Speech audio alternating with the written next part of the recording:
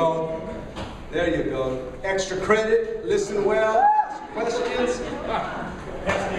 Hey, review. We must review. Always remember that. You know, if you teach, there has to be a review. Make sure that you understand what's being taught, what's being said. But in September, God gave me the great opportunity to go to Jerusalem and Israel.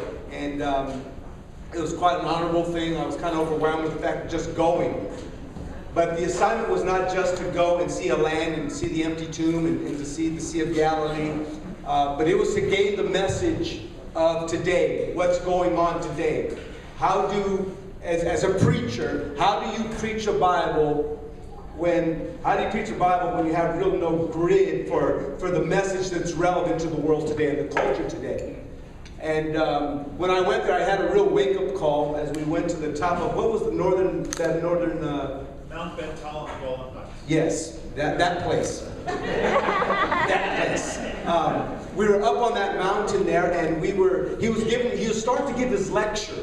And as he was talking behind us, all of a sudden you saw the Syrians bombing was it the Kurds? The rebels. The rebels. Whatever rebels are, we don't know. But all we know is that there were bombs going off behind us. And he looked at us and said, "Welcome to the Bible." And he was talking to preachers. And what he's saying was that all around Jerusalem, all around Israel is surrounded by every enemy. 7 enemies surround Israel. And it was about 250 miles north to south, and it's 50 miles wide. And yet, that is the place where God told Abraham, "Go there, that's your land. That belongs to my people.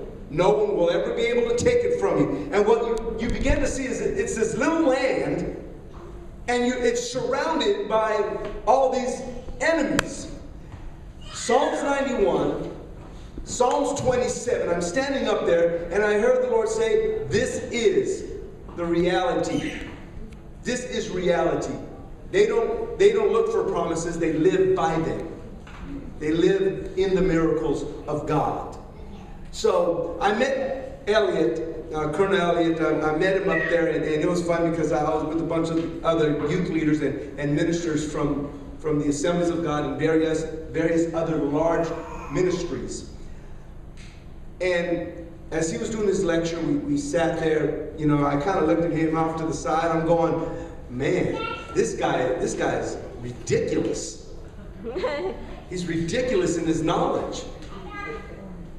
And I began to listen even more. So when all the guys were too busy watching the bombs going off in the back, I walked up to Elliott and I put my arm around him and said, "Hey man, let's go take a few pictures together." So we took a few pictures together. We started talking a little bit. And then I go, "Hey, why don't I buy you lunch?" And I found out something about guys that speak. If you feed them, you got them.